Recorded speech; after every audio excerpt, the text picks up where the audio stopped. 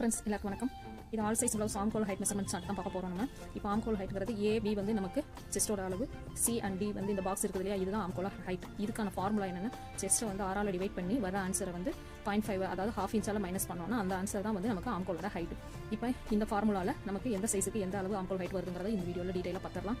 28 சைஸுக்கு 4 இன்ச்சும், 30க்கு 4.5 inch, 32க்கு 4.25 inch. இது எல்லாமே வந்து நம்ம அதாவது 6ஆல் டிவைட் பண்ணி வர ஆன்சரை 0.5 மைனஸ் பண்ணி வந்த ஆன்சர் தான். இதை நீங்கள் டைரெக்டாக அப்படியே அப்ளை பண்ணிக்கலாம் ப்ளவுஸுக்கு.